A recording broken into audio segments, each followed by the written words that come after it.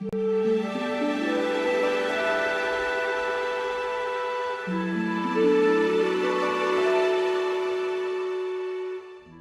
book of Genesis tells us that Abraham was childless, without hope of children, and that one night God summoned him out of his tent and said to him, "Look now towards heaven, and count the stars if thou art able to number them."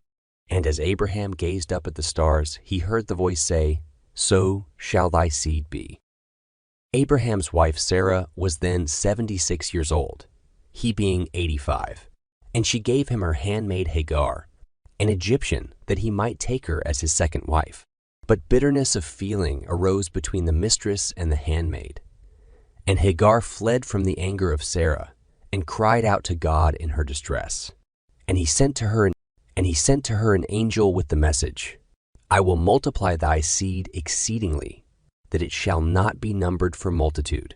The angel also said to her, "Behold, thou art with child, and shalt bear a son, and shalt call his name Ishmael, because the Lord hath heard thy affliction."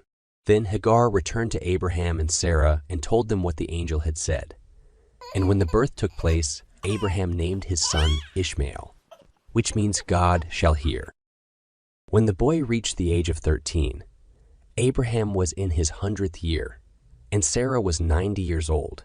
And God spoke again to Abraham and promised him that Sarah also should bear him a son who must be called Isaac.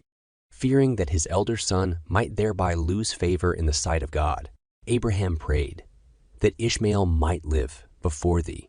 And God said to him, "As for Ishmael, I have heard thee. Behold, I have blessed him, and I will make him a great nation. But my covenant will I establish with Isaac, which Sarah shall bear unto thee at this set time in the next year." Sarah gave birth to Isaac, and it was she herself who suckled him.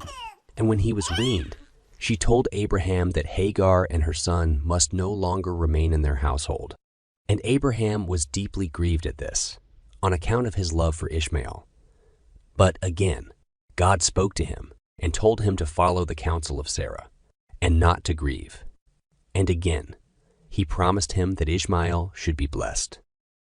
Not one, but two great nations were to look back to Abraham as their father.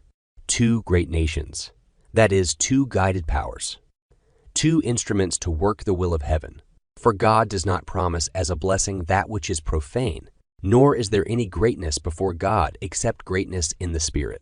Abraham was thus the fountainhead of two spiritual streams, which must not flow together, but each in his own course.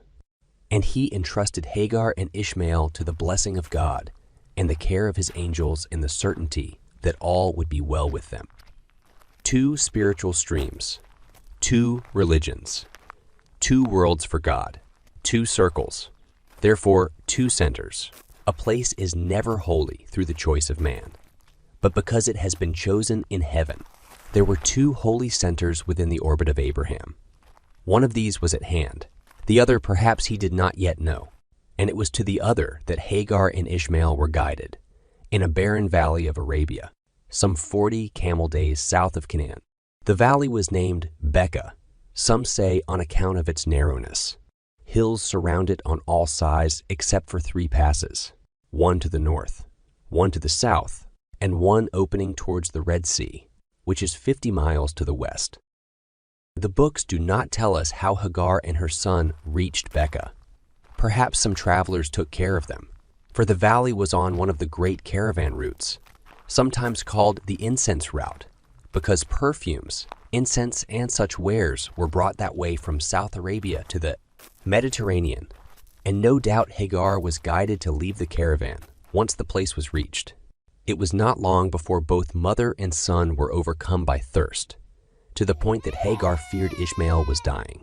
According to the traditions of their descendants, he cried out to God from where he lay in the sand, and his mother stood on a rock at the foot of a nearby eminence to see if any help was in sight. Seeing no one, she hastened to another point of vantage, but from there likewise not a soul was to be seen. Half distraught, she passed 7 times in all between the 2 points, until at the end of her 7th course, as she sat for rest on the further rock, The angel spoke to her in the words of Genesis. And God heard the voice of the lad. And the angel of God called to Hagar out of heaven and said to her, What aileth thee, Hagar? Fear not, for God hath heard the voice of the lad where he is. Arise and lift up the lad and hold him in thy hand, for I will make him a great nation. And God opened her eyes, and she saw a well of water.